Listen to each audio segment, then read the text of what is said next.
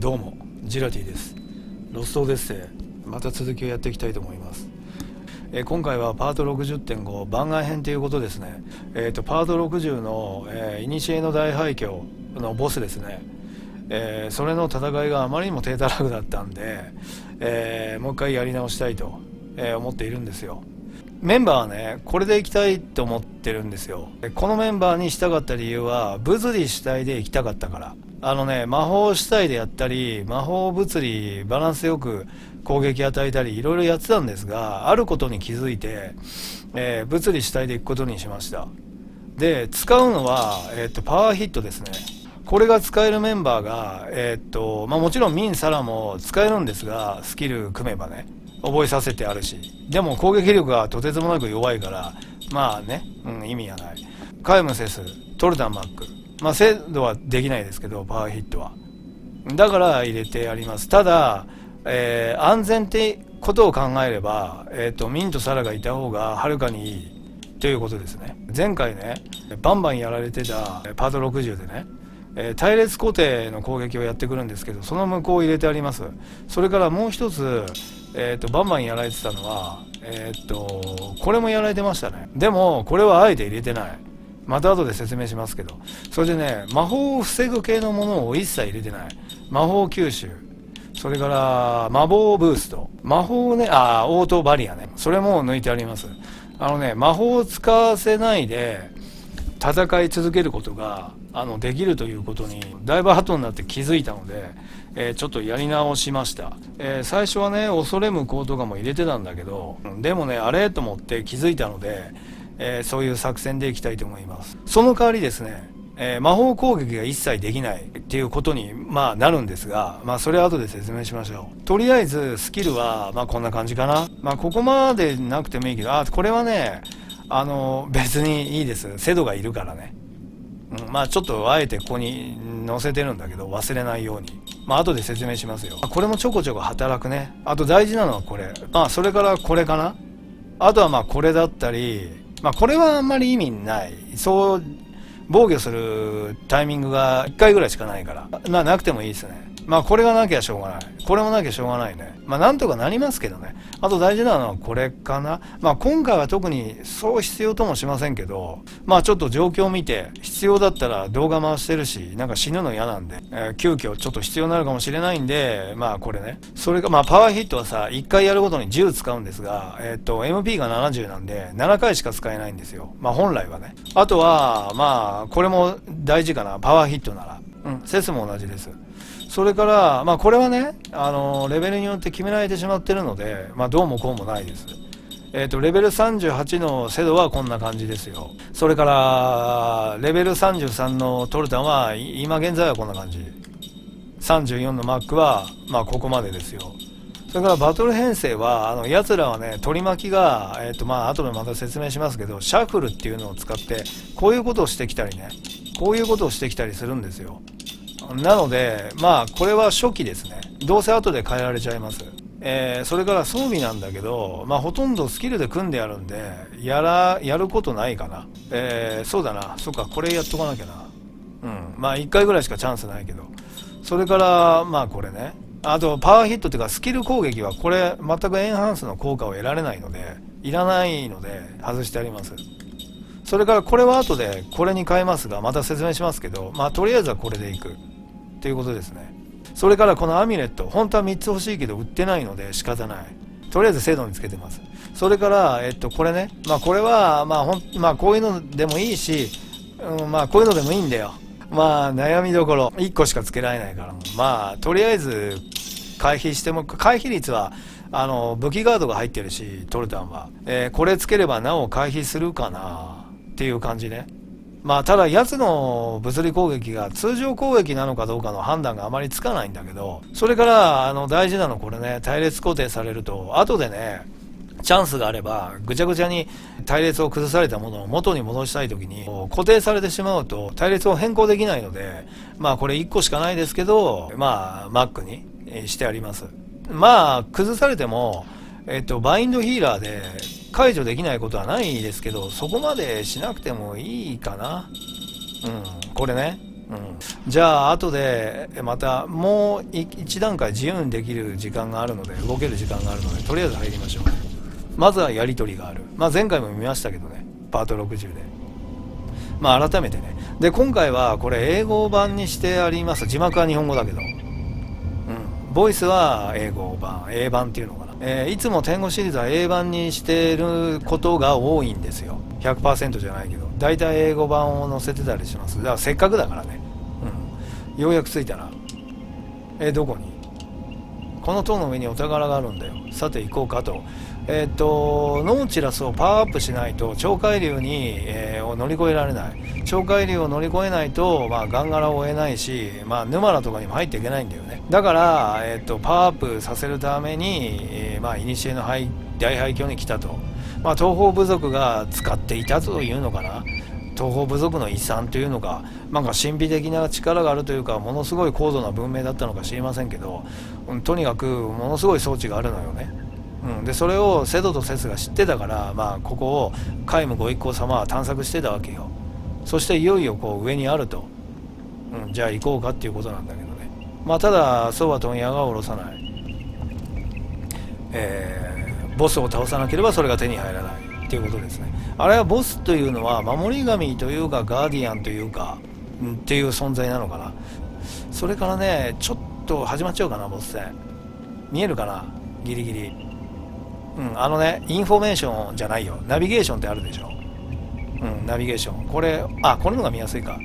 ナビゲーションのピカピカ光ってるのあるじゃん、オレンジ色のひし形のあれね、後から気づいたんだけど、これね、これのことです。だから後で取りに行きます。さてと、まず入っちゃおうか。スキルの画面だけは、見れないので、戦い中ね、ちょっと説明っていうか、言うことできないので、こんな感じかな。私にとってはとりあえず今回のパワーヒットを使ってケロロンにして目いっぱい攻撃力を上げて戦うっていうやり方に必要なのはこれ。これもいいけどね。それからこれもね、そうだけどね。あとこれかな。じゃああとは行きながらね、さて行こう。あれね、あそこにやっとあったよと。さていいとってわけだね。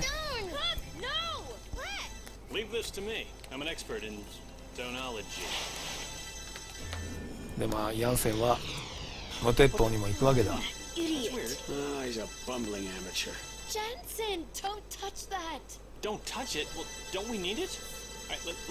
よく言えば勇気があるってことかな。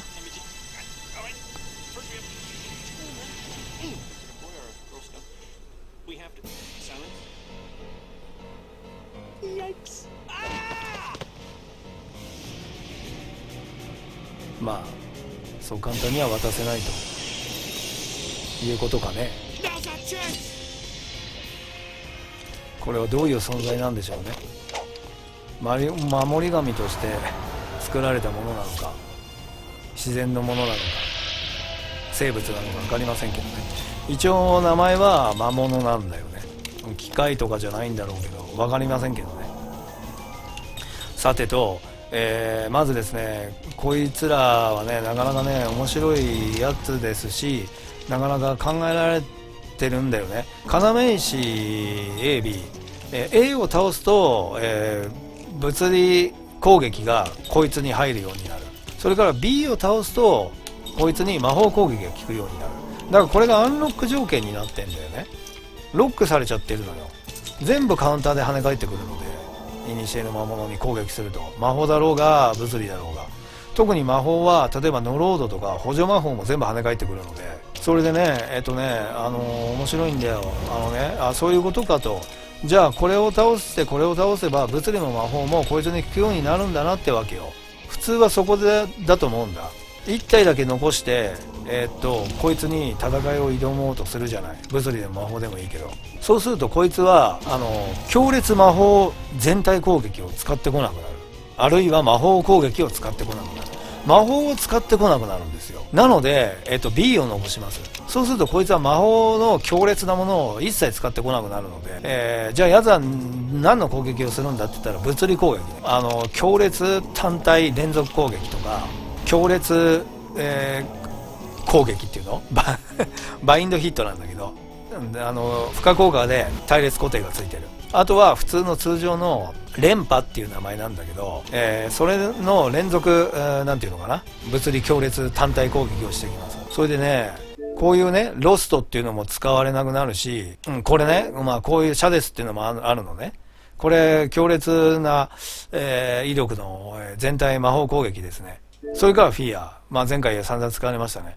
でね、連続魔法っていうので大体使ってくるので、フィアの後に同ターン内だよ、同ターン内で、同一のターン内で連続して使われちゃうので、フィアをやった後にシャデス、それからハンパを使われた後に連続だからシャデスだったり、シャデス単体だったり、それから、ロストを使われたり、してくるのを防げます。なのでそれ使われると厄介じゃないですか。厄介なので1体残す作戦にしました。ちょっと偶然発見したんだけどさ、ただしさらにまたよくできてるのは、A と B をどっちか先に倒すとするでしょ。それでターンまたぎで、次のターンでまた1人倒すとするじゃないですか。そうするととにかく1体を先に倒しちゃって同ターン内に倒せないとするでしょ。別にそういう戦いよくあるけどさ、そうするとね、こいつはねゼフォールっていう技を使ってくるんですよ。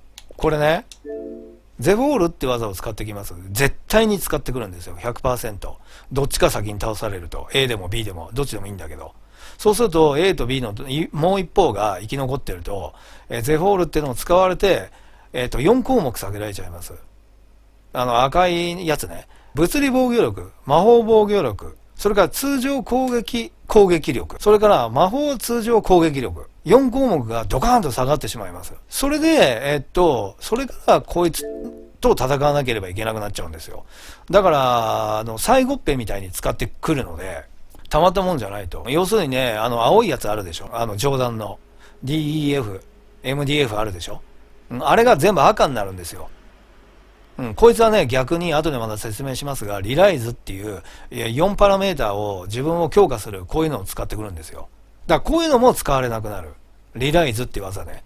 これはリライズっていうのを使ったから、4項目パラメーターね、全部自分を強化してるんだけど、逆、取り巻きはね、取り巻きはその逆で、我々全員を4項目、4パラメーターをドカーンと下げられちゃうんですよ。なので、気をつけなければいけない。どっちか一方を早く倒しちゃうと、なおのことまずい。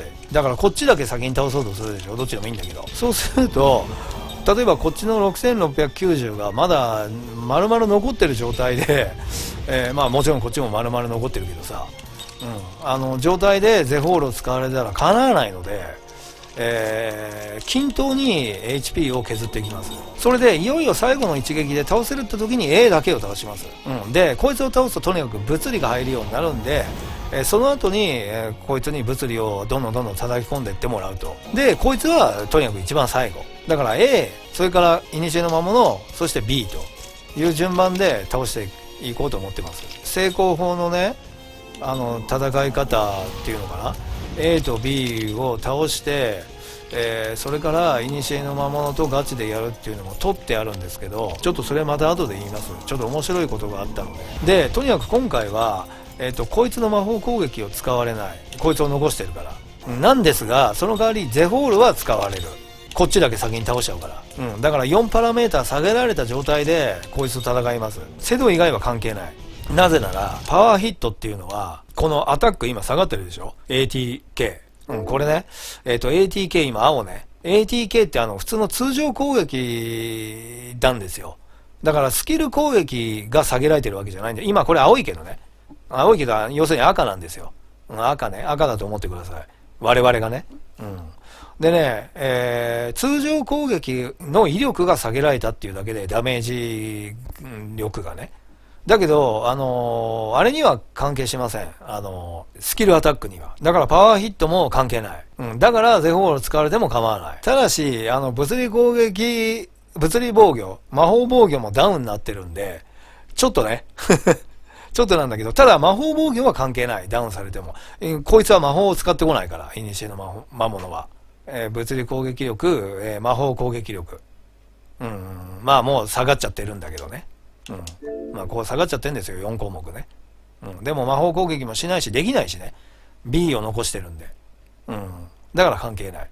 だから影響が出るとしたら、セドの通常攻撃。あとは、物理攻撃が物理防御が下がってるんで、こいつが使ってくる、強烈単体、攻撃っていうのかな。物理攻撃。それから連続強烈物理攻撃2連続の。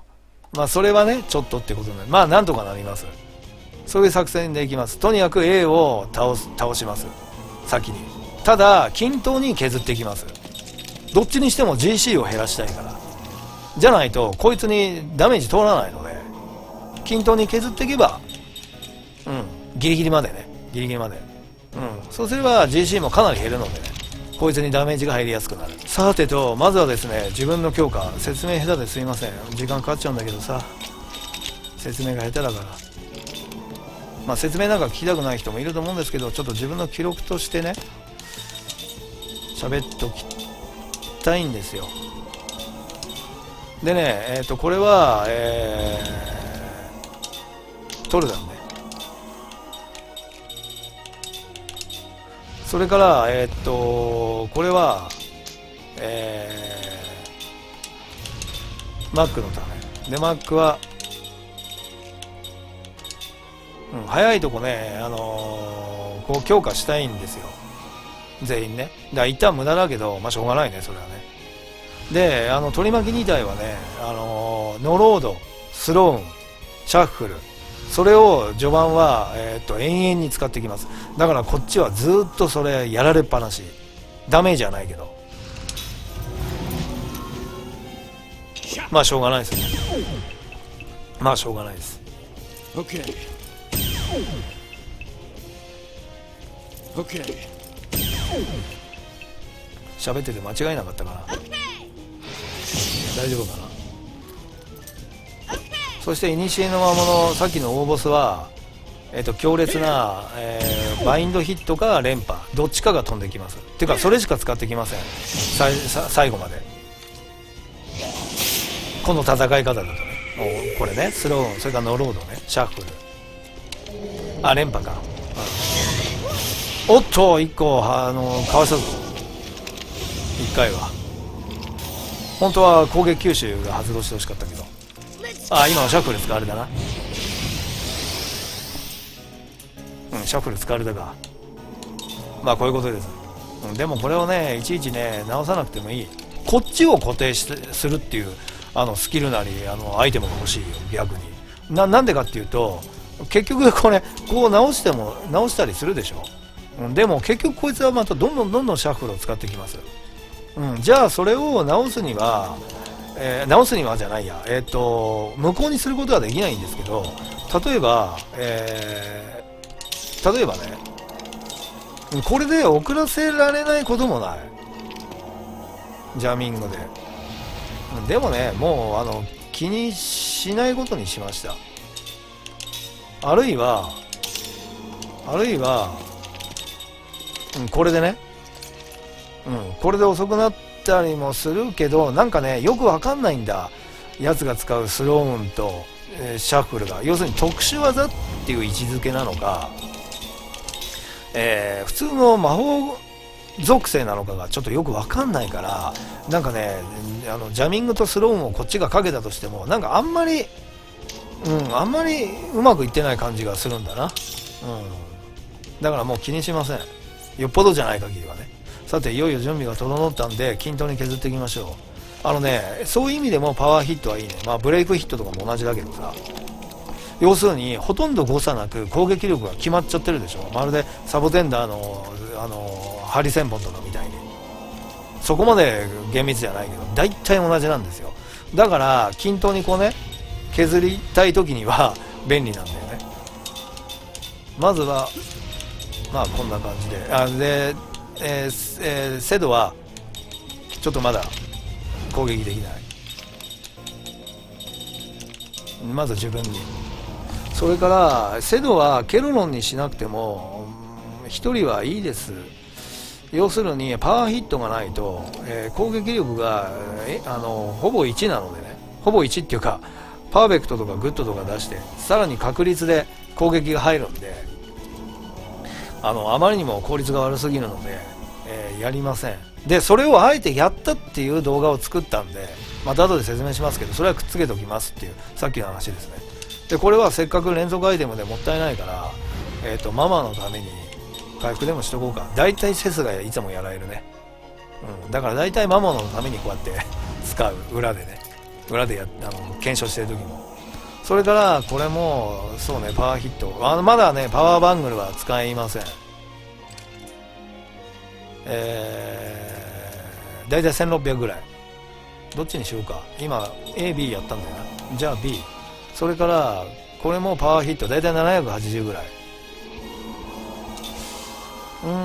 まあこういうのもやってもいいけどね。じゃあ A900 ぐらい、まだか今んとこ900ぐらいかな。いいダメージね、精度がね、そんな目いっぱい上げてないから、まあどんどんもうやられ放題、もうやられ放題、ノロードスローン気にしません。で今度は連覇か。外した。よかった、攻撃吸収ですね。じゃあセスに780ぐらいね。で1300ぐらい、1200後半かな。こんなもんね。で1300ぐらいで、こっち1600ぐらい、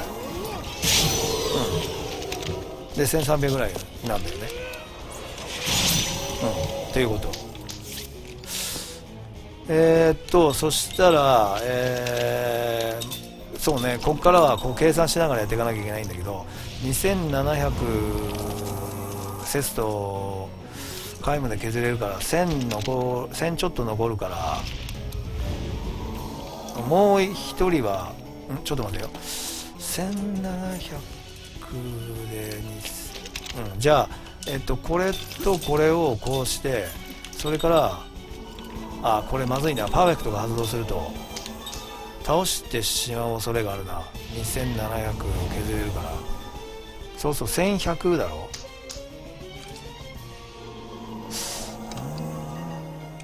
念のためにやめとこう。わざとグッドにすればいいのか。わざとグッドにしようと思うとパーフェクトになっちゃう時あるからやめとこうこれと念のために動画だし加減寝れない。これとこれセドと1600で3000で2000ぐらいになるのか。じゃあこれでいいか。それからこれをこっちね、これでいいかな。まあ900だ。800？ 嘘。なんで？ちょっとまだあれがあるからか。 GC が空いて、バインドヒットか。今度は食らっちゃったか。オートシールド入ってるからこの程度のダメージ量で済んでるんですよ。だからオートゼシールですっていうのをかけなきゃいけない状況もあるよね。でも全無視で780ね。で1300、そして1200、1260か、そして1660ぐらい、1620ぐらいか。さてとこれでもうね、これはだから残しとくよ、残しとく。で今度こっちを400か、あれを入れてもちょっと待てよ。セスだと1200、900ぐらい余る。じゃあ防御、ギリギリまでちょっと一気に倒したくないので、全部こうやってね、全部どうせね、倒すんだから、でなおかつこれはもう倒さないわけでしょ。じゃあここにね、全部これでね、戦うでもパワーヒットでも叩き込めばいいじゃないかってわけにいかないんだよ。こいつを倒しきった後に今度こっちに飛んじゃうから、全員を選択することは絶対にできないんですよ。勝手に倒されちゃ困るから、奥のやつに攻撃がいけばいいよ、イニシエの魔物に。だけど行かないのよ。 A を倒したら自動的に B を倒すようになっちゃってるから、だからそういうわけにいかないので、今隊列どうなってる？そっか、そういうことか。じゃあママのためにもう一個ぐらい使っとく。ダメか。じゃあこれはダメだよ、やっちゃう。防御と、それからこれは構ねこれで倒しきらないはず。なんかちょっと待てよ、計算間違えてないだろうな。いいのか、びっくりした。さて誰、大体セスだな。なぜかセスだな。セスがあの位置だからかな。あ、でも今は一人だけだもんな、前衛とはいえ。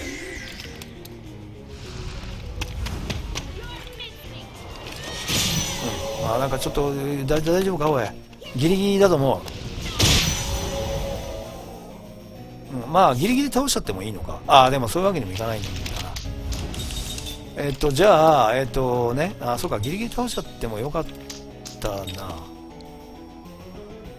そうだな。そっか、それでもよかったのか。ごめんなさい、勘違いしてたな。一旦無駄になったかな。どっちにしても倒した後ゼホール使ってくるんで絶対 B は。さて、でも今のうちに、そうか、そうでもないんだよ。確かにさっき倒しちゃっても同じこととような感じだけど、そうでもない。これを一回やりたいから、誰かが。ゼホール使われる前に。そうね、じゃあ防御。ナイトなんとかつけてる？ナイトの心得。でも今は誰だけしかいないんだっけ？セースだけか。じゃあ防御。それから誰で倒せばいいかな。セロで倒してもいいか。そうだな。そうだね。じゃあ戦うで。そしてトルタンが執念入ってるから、トルタンにやってもらおう。最悪すごいのが飛んできたとしてもトルタンは生き残れるから。マックも防御だね、だから。じゃあこうか。さて、防御だね。まだあれつけてるよな。防御なんか間違えてないか、大丈夫かな。グッドでも倒せる。よし。で今回はまだゼホールは使ってこない。だけど次は絶対使う。 100%。今の半端ね。あれ発動すると痛いよ。グラビデと一緒だから、FF の HP が半分になってしまうので、半端も対応してきます。 B はね、こうなってくるとね。自分の HP が減ってるからなのか、仲間が殺されたからなのか分かりませんけど、どっちにしても、終盤になってくると、瀕死になってくると使ってきます。気をつけなければいけませんが、だからといって、奥のやつのいろんな強烈な魔法攻撃を受けるよりは、まだこいつの半端を使ってきたり、ゼホールでこっちのパラメータを下げられたりするのも我慢できるということですね。でそれをあえてしない戦いをだからもう一個つけときますんで、ちゃんと A と B を倒した状態でこいつと戦う。ただし倒すといってもさっき言ったように同時に倒します。同時に同ターン内で倒す。ターンまたぎにしないということですね。その代わり西の魔物はバンバン魔法を放ってきますが、さてこれで一気に、叩き込む。そしてこいつも叩き込むんですが、そっか、変えよう。さすがにね、このシャーマンプラスじゃなくてマックスの方が、クリティカルアップ2、ダメージアップ2が入ってるよりはダメージは入るね。あとねまた言うけど、ちょっとあえてこれでね、ケロノンにして、これで粘ってた戦いがあるんですが、それまた後で言います。とりあえず今はこれ、今動画なんでちょっとケロノンにはできない。それをお見せしない。スクショ撮っといてから見てもらおう。動画も撮ってあるんでくっつけますけどね。これ間違いないようにしなきゃ。これとそれからこれをどの段階でやろうかな。どうせシャッフルやられたりもするけど、じゃあちょっとつけてみようか。1800ぐらいいきます。さて、そうだな、セースやばいな。ちょっとあえていいよ、回復しないでやろう。よし、あった、900ぐらいね。1900ぐらいいくかな。あね、絶対使ってくる。これで下げられちゃった。ああ、そうなっちゃった。攻撃吸収を期待してたんだけど、まずまず次はまずい。次は1が発動しなくなるから1400ぐらいいきます。2人ね。カイムで1800ぐらいね。カイムとセスは1800ぐらい。あ、1400ぐらい。参ったな。参ったね。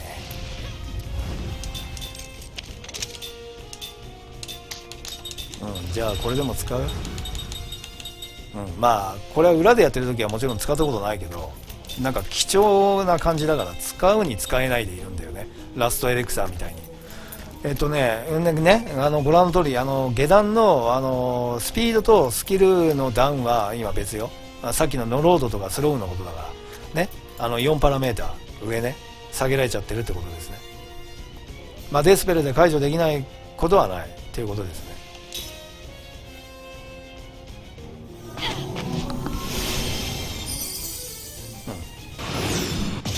嘘今うまくいったと思ったのにグッドかよ。今度はバインドヒットか。誰だ。おっとラッキー。よし。ただトルタンはね結構外すんだよ。結構外すの。外すってだからスカッてとか言ってミスするんですよ。ミスするの。ちょっと待って。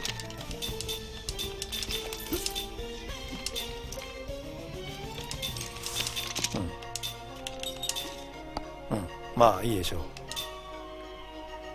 よし、間違えんなよ。嘘なんかね、セドはやっぱ慣れてないのか。ボケガードが発動したぞ。セドが一番パーフェクトが出にくいんだよな。なんか苦手。10だからかな。なんかよくわかんないけど。倒せるかなもう。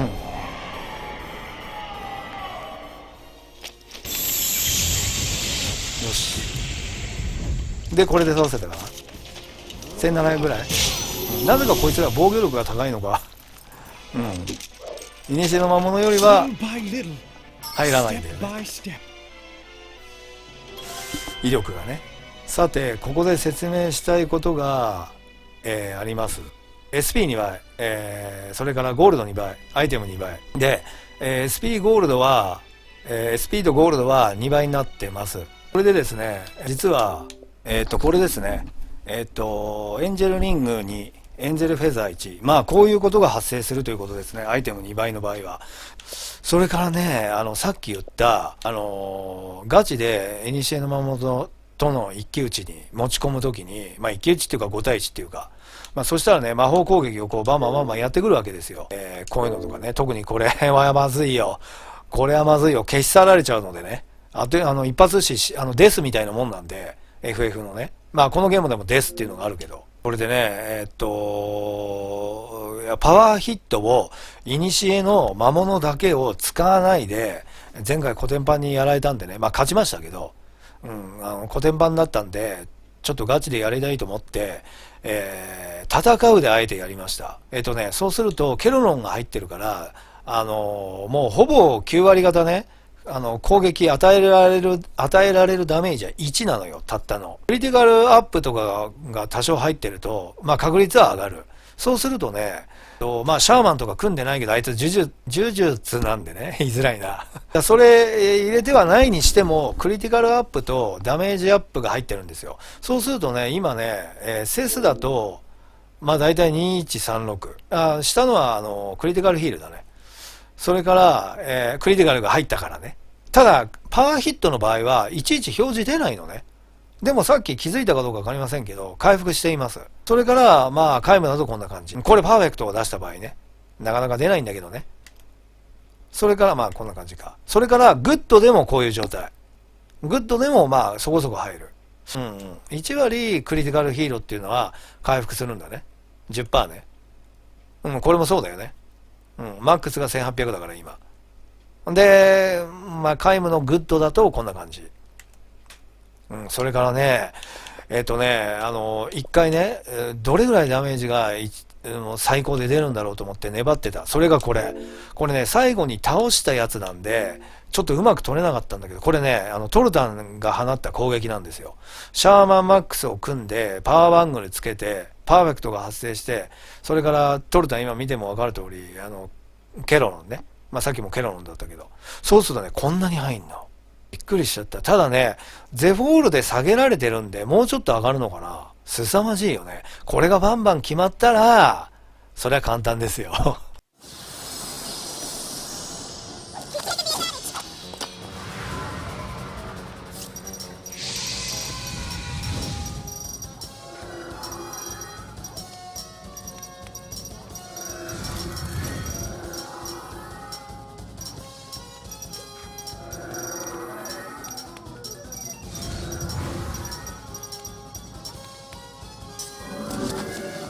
Okay. Okay. Okay.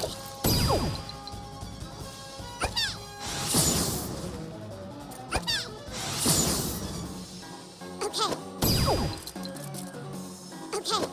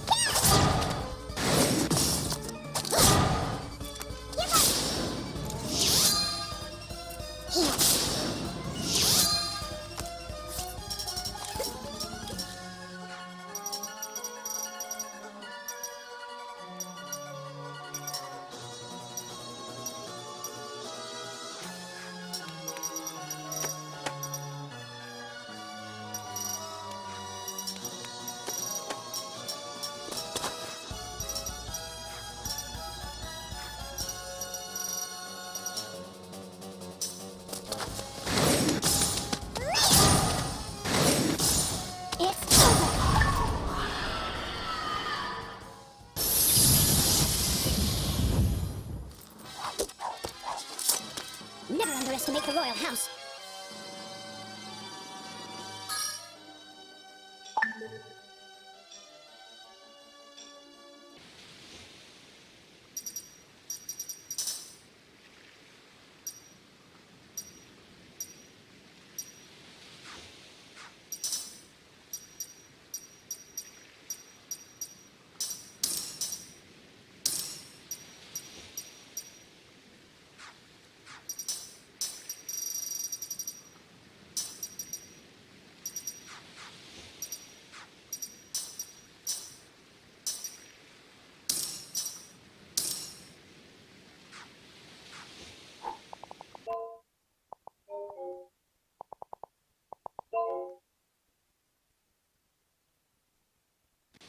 それと、あとね、初めて知ったんだけど、要するにこれが出るまで粘ってたの。そうすると、ものすっごい時間かかるでしょ。で、もう本当20ターンとかぐらいやってたんだけど、そうするとね、こいつね、こんな技出てくんの。持ってたの。初めて知った。しかも、この作品で初めて見た。こんなだよ。ダメージ。1万5000ぐらい飛んでくる時もあります。執念が入ってるから1で耐えられますけど、2回目は耐えらんないよ。で、これをね、結構ね、連発してきます。連発してくる。そういうのを使ってきます。びっくりしちゃった。だから、これね、さっきも言ったように、ジャミング、スローン、ノロード、それから、コンブレイクね。コンブレイクもかかってるから、これだっていうのもあるけどね、6000。だからそれでいろいろ、ジャミングとかかけてるから、この恨み度っていうのかな、攻撃が後回しになってるのかわかりませんけどね。だからこいつとガチで一騎打ちっていうか5対1っていうかやった時には、もちろんそれかけてないと、さっき言ったっけ、これバンバンかけてくるんでね。ローストもそうだけど、シャデスとかも。シャデス単体でもバンバンかけてくるし、たまったもんじゃないので、ゼバリアスもかけといた方がいいし、スキルがあればオートバリアもかけといた方がいい、組んどいた方がいいし、もちろんプーラとか、もうかけてます。プールでもいいけど。で、メンバーも、ちょっとね、このメンバーじゃないんですよ。そしてトルタンは、施すっていうのを習得したみたいだね。レベル34でね。ここも、英語ボイスですね。で、いよいよ取れると。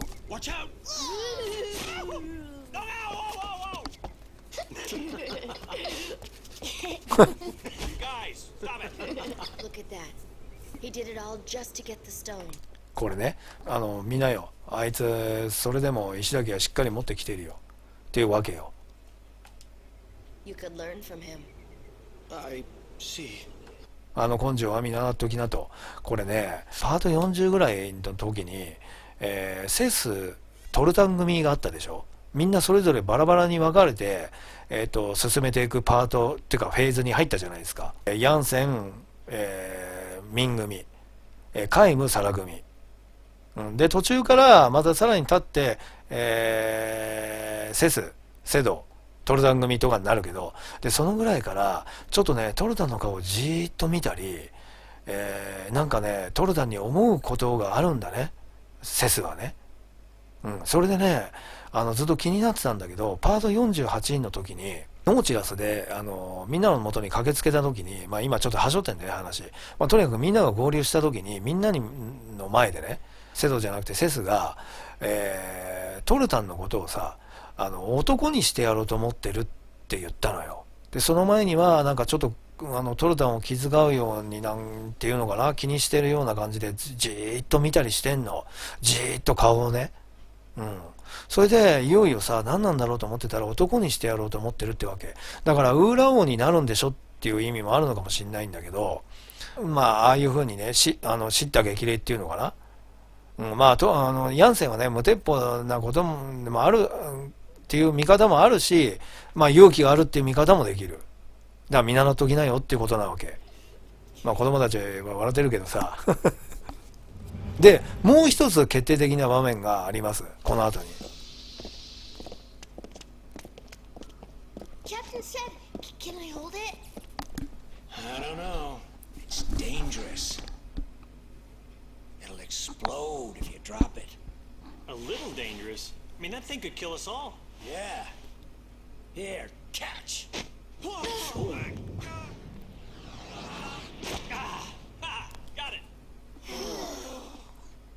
この後よ。 Dalton, why didn't you catch it? なんであんた受け止めないんだよと。まあこれも叱咤激励だと思うんだよね。男にしてやるって、まあ一方的に言ってるだけだよ。セスがトルタンに、あんた男にしてやるって。でこれさ、トルタンっていうのはね、いずれね、近々ね、まあガンガラとの一件が片付いたらウーラの王になるわけじゃん。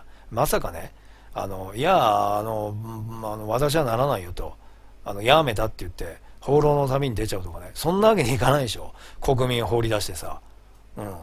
でウーラ王になるんだったら、まあもうちょっと成長してもらわなきゃ困るわけだ。なんでセスはそこまで気にかけてんのか知らないよ。なんか皆無なりにね、例えば1000年生きてなんだからもっとできることがあったんじゃないかって皆無は自分を責めてるような場面もあったけど、セスもなんかできることからやっていこうっていう気になったのか知らないよ。その心境はわからないんだけど、とにかく男にしてやるって言った以上さ、まあこうやってまあ一方的に言ってるだけなんだけど、まあこうやって叱咤激励してんのかな。なんで受け止めないんだよと、ヤンセンみたいにね。He said it was going to explode. で爆発するって言ったじゃないかと。だから突っ込まなかっただけなんだけど、トルタンはだからなおのことを取りに行かなきゃいけないんだよ。だってウーラを滑る立場になるんだから、国民のためにさ、自ら突っ込んでいかなきゃいけないわけじゃん、姿勢としてさ。まあそういうことなんだよね。だからわかんない、セドもトルタンにオスになれって言ってたけど男になれっていうよりセドはね、だからトルタンに投げたのかな。 Oh, he's hopeless. Oh, Give me that. You're welcome. 爆発するわけじゃなかったと思うよ。 Enough fooling around. Yeah, yeah. Yeah, don't worry about him. I don't think he was breastfed. いつ Well, you get kind of cranky when you're 1,000 years old. いつものヤンセンのセリフですね。まあ爆発するわけじゃなかったと思うけどね多分ね。でも今のでさ、まあセドもね、まあおふざけ体質というのか、そういう気質もちょっとあるんだろうけど、まあああいうふうに皆無に言われて言い返すことは別にそういう野暮なことは言わないんだね。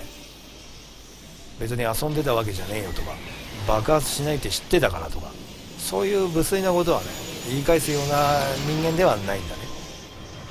まあママの友達っていうのもあるんだろうけど皆無のことをね。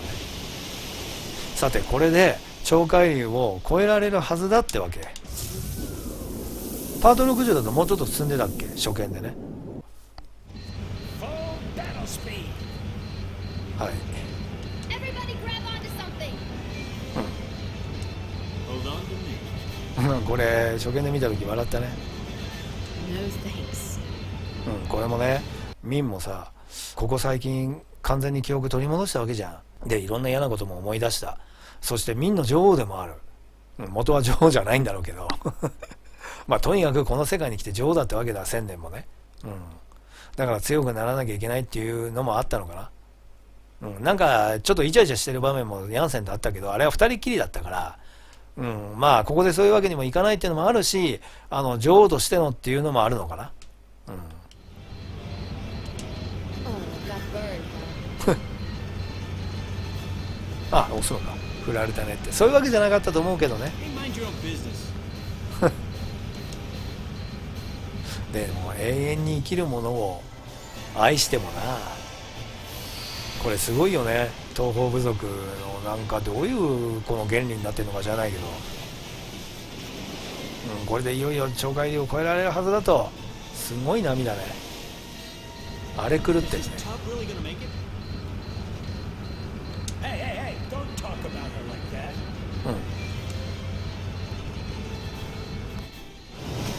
さてこれで超えたわけだ。古の、大廃墟にまた向かって、取りに行きます。その時にまた説明したいことがあるので、じゃあ古の大廃墟に向かいます。そこまでカット。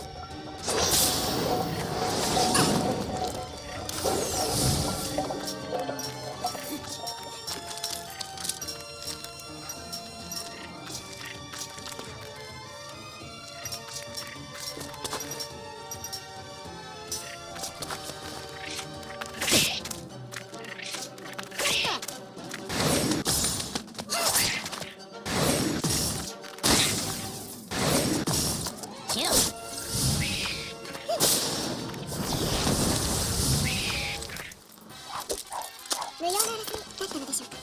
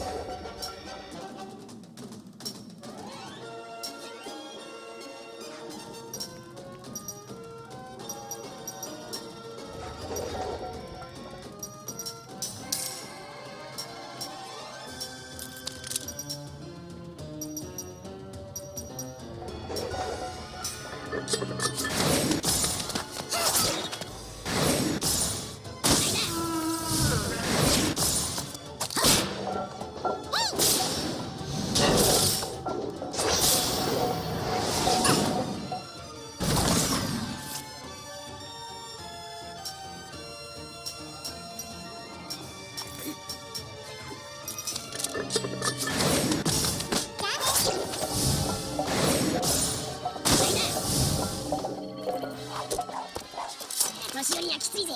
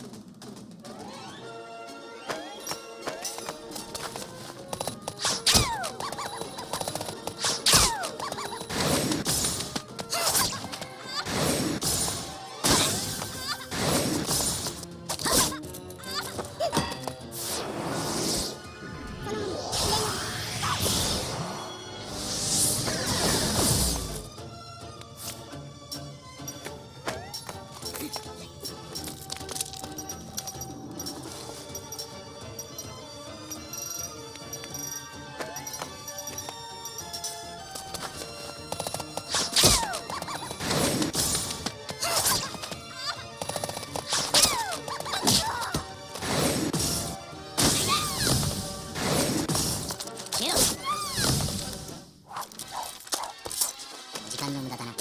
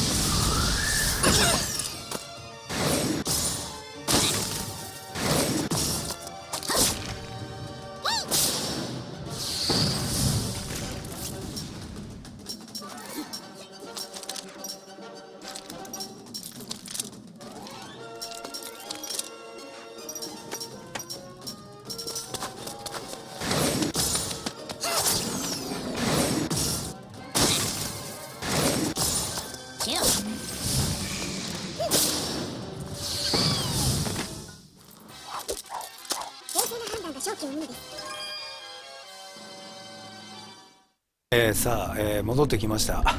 さてと、じゃあ光ってるこれね取りましょう。早速よし。これね、非番交流のリング、まあマックのものなんだよね。マックになぜ、東方部族っていうかねの呪術がね体に取り込むことができたのかちょっと分かんないんだけどさ、前メインストーリーでそういう場面がありましたね。だからマックはいろいろ呪術が使えるんだけどさ、クックがいいな私にはね体に入り込まないのみたいなこと言ってたけど、入り込まないんだね、マックだけだったんだよね。さてとこれをじゃあマック、さっきのエンゼルなんとかも見たいんだけど、まずじゃあマックね、これね、まあ単純に攻撃力が上がるってことだね。それからこれいいよね、なかなかね、なんかで重宝することになるでしょう今後ね。それからなんだこれね、まあ攻撃力が上がると言ってもな、これね、これさ、ケロロンは土属性が弱点なんで、まあいいですよね。本当はクリティカルアップがついていればダウンは良かったけど、HP 吸収でもいいんじゃないですか、レベル2だし。だからこれを見た時に2個を取得する、ことをやってみようかなって思いました。でこのデータじゃないんですけど、だから2個今持ってます、エンジェルリックをね。でね、言いたいのはね、それもそうなんだけど、一番言いたいのはそれじゃないのよ。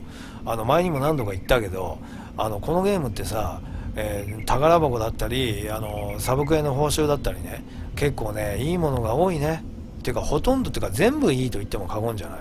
それとあとね、このね古の大廃墟で取れる宝箱に入ってるこのリセット、これねだから今さっき言った報酬がいいっていううちの一つ、これもそうなんだけど、これさ古の大廃墟で取れるっていうことにはものすごく意味があるの。それ何かっていうと今回はね魔法使われないやり方で戦いましたけど、くっつけておく動画には魔法は使われてます。だからこういうのね使われてるんですが、その中で最も厄介なのが、これなのよ。さっき何回か説明したリライズってやつ、ゼホールと違って今度はリライズね、青い文字ね、自分を強化する。でそれを解除するにはデスペルかリセットなのよ。リセットっていうのはここ最近知ったばっかりなんだけど、でリセットだと青いのは全部消せます。だからこの古の魔物と戦う前にリセットが宝箱の中に忍ばせておきますよみたいな感じなわけよ。必ず近々必要となるものが手に入るっていうことなのよね。で、これでも最悪できないことないけど1個しか消せないのよ。しかもランダムで、ランダムっていうのが残念なんだよな。だから4つのうちどれが消えるか分かんないけど、消すことはできる。でさっき言ったねケロロンの武器あったでしょ、さっきのこれね、これね、だから必ずさほぼ必ず近々必要となるものが手に入んの。宝箱だったりサブクエだったりね。ってことはその法則に照らし合わせるならば、これもさなんかメインストーリーとか重要なサブクエとかでケロロンと戦わなきゃいけないことがあるの。普通の雑魚のケロロンとか出てきたよ今まで。そのためにこれが存在するんじゃなくて、それでも別に有効なんだろうけど、何かストーリー上で絡んでくるのケロロンが。だから今手に入ってんのかね、だと思ってるんだよ。それかサブクエで、サブクエっていうぐらいだから強力なねなんかケロロンがいるの。ただでさえケロロンってさなんか強力じゃん、サボテンダーみたいにすぐ逃げちゃうし。だからそういったためになんかこれくれたのかな。だからこれもちょっと気になるのよ。だから2個手に入れようと思った。では、今回はここまでお開きですね。では次回の動画でまたお会いしましょう。ご視聴いただきありがとうございました。ジラティでした。じゃあね。